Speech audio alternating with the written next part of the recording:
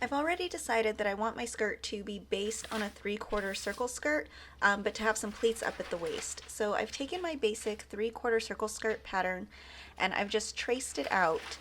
And what I've done is I've started to open up the waist a little bit so that way we can get some pleats in it without changing the shape or measurement of the waist. So what I've done is I've just cut a slit all the way down pretty much to the bottom hem, and I've hinged it open.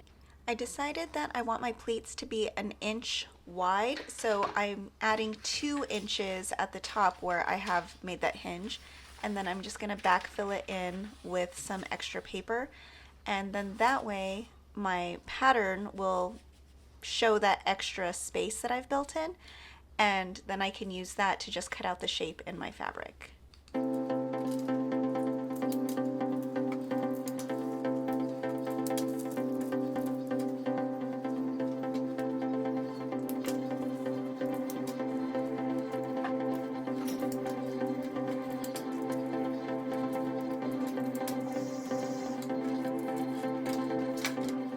So once everything's taped down, you can see there's my 2 inches where I've added space for my pleat.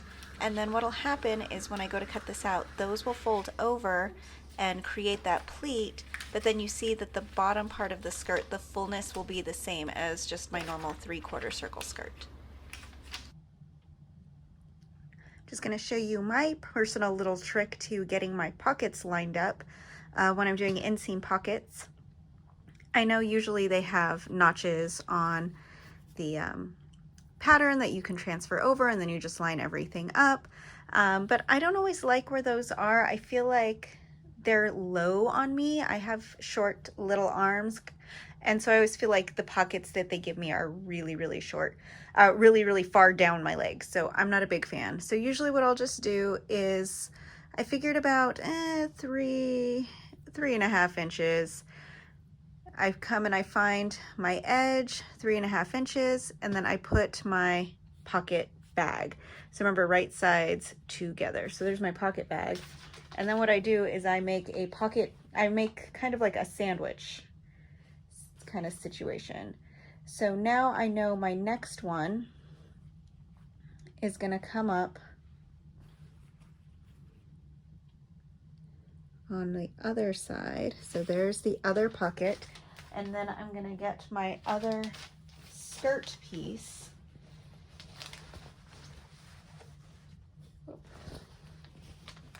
Over here. And I'm going to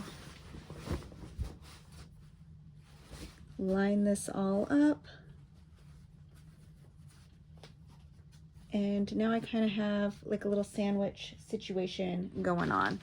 But now this is, oh, see, and that's a curved edge. So now that's there. Flatten everything out. And now I know that when I do this seam, everything will be lined up. Let me just smooth it all out. Okay, so now I know when this side is sewn, my pocket will exactly match on both sides and it'll be up where I want it. The issue now, of course, is this is one side. So I'm going to go and take the other end of the skirt and I'm gonna flip it over, and we're gonna just keep stacking this pocket sandwich that I have going on. So lining everything up again, top and bottom. And now, remember, right sides together. So where are my pockets? Right here. Lining up my pocket on the top and the bottom. Now I need my other pocket side because it's going to be right sides together. That's all lined up. And now I'm going to take my other side of the skirt, line this all up, top and bottom.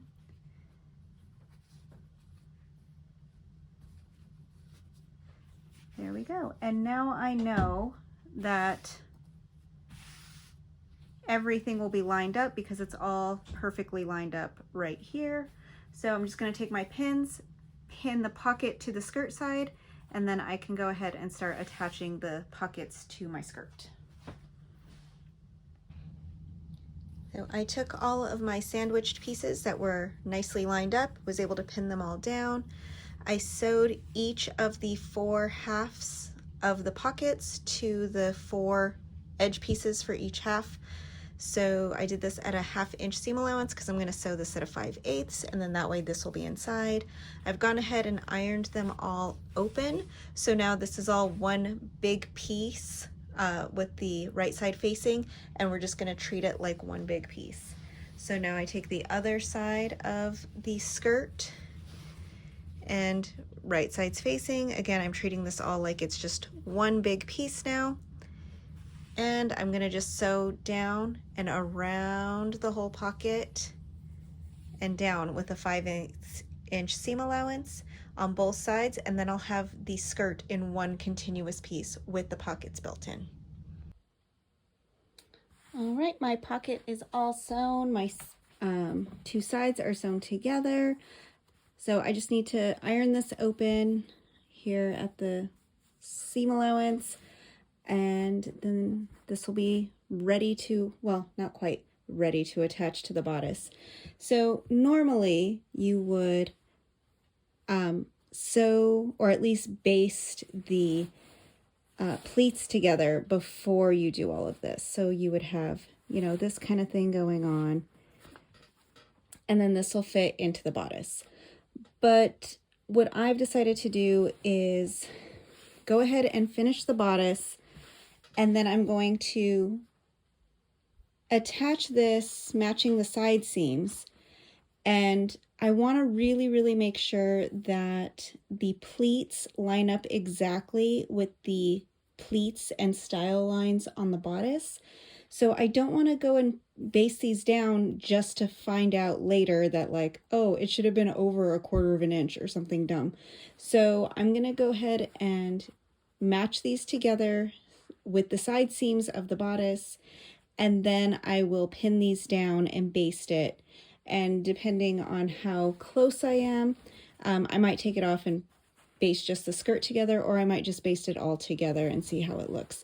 So now it's time to match up the skirt to the bodice. I'm gonna go ahead and, I had mentioned before, I didn't do the pleats ahead of time because I wanted to make sure that they do get matched up to the bodice exactly. So I'm gonna go ahead and match the side seams and the centers, and then I'm gonna make sure that the pleats are matched up to the style lines here on the bodice, on the front, and the darts on the back.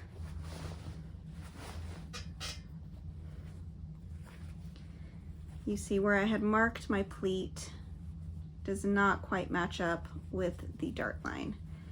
So same thing, just gonna put a little pin right at the dart line. And then, oh, this one's not too bad. That one, I did try to measure this based on where the front was going to be, but then I realized the back darts were a little bit different. So hopefully the front darts do what I need them to do without too much hassle. And bringing that to there. Perfect.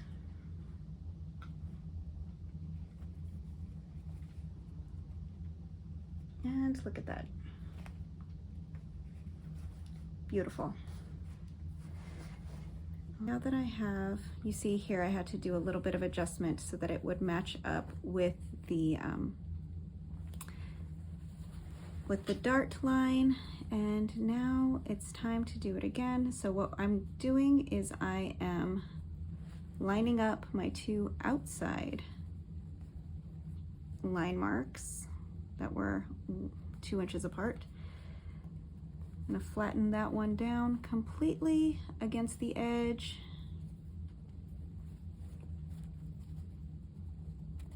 Come on. Here, let me get this right on the line. And then I'm going to just fold this in until that touches there. And there we go. So now all of my pleats are in. My waist from my bodice matches my waist from my skirt exactly, and I can go ahead and sew around the edge. I've basted the bodice to the skirt. I just wanted to make sure that my darts were lining up with my pleats, and it looks like that they are. Somehow this pleat ended up way further away than this pleat, so I gotta go figure that out. But at least I know the one that matches up my dart is fine. I don't know what happened there. And then same thing on the back.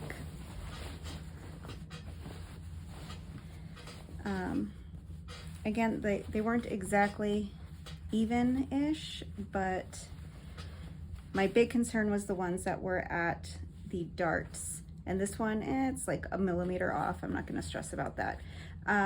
So these are fine. I think I'm gonna adjust the spacing of my other pleats. And then otherwise, the only thing left will be the hem. So once I figure out the pleats, I'm just gonna let this hang for a bit, just to make sure I did have a little bit of issues with this when I was ironing it, that it would kind of stretch out on the bias a bit.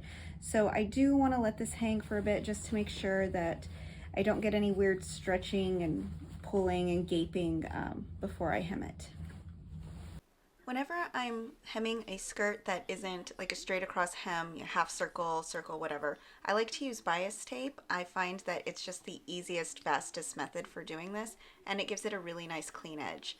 So you're gonna just put your skirt in right side up, and then you're gonna open up your bias tape and put it right on top, and you're just gonna sew all the way around the bottom of your skirt with a 1/4 inch seam allowance.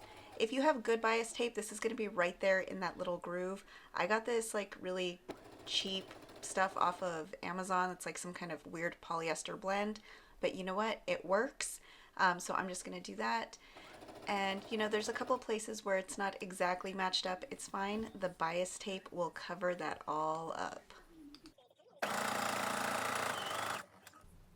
When you get all the way back around to the beginning, you're going to take that first beginning piece and just open it all the way up, because you're going to layer the end piece on the inside of it. So you're just going to keep it nice and flat in there.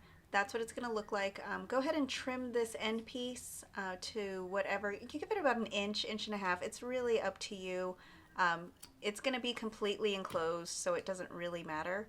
And then the other thing that I like to do is take the beginning part and just give it a little fold in so that it gives it a nice, clean, flat edge. Because that you will kind of see. You know, if somebody decides to look on the inside of your hem on your skirt, they'll see that, and it's just a nice little clean edge in there.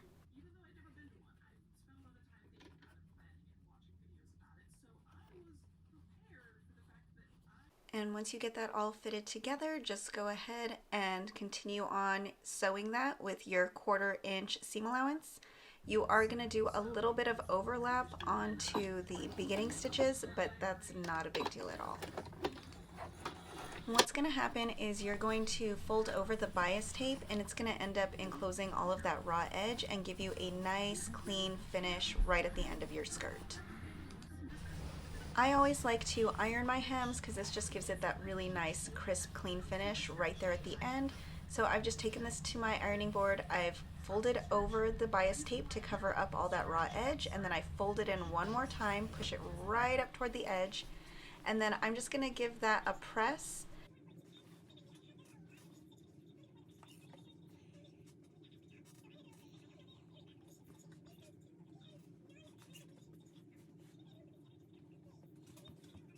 Now you could just go all around this with an iron if you want to. I like to just stick a couple of pins every so often. I find that that just helps it keep it nice and tidy.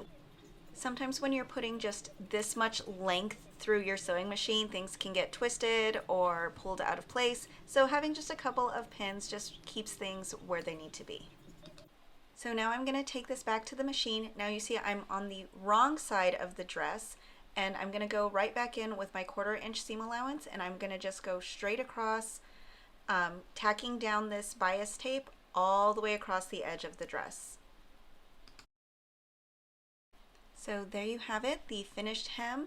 I really, really like this look. It's a nice, clean inside, plus the bias tape gives it an extra little bit of body to keep the skirt floofy. On the outside, you have a nice, clean, even hem. This is my favorite hem to do on any kind of skirt that has any curve at all.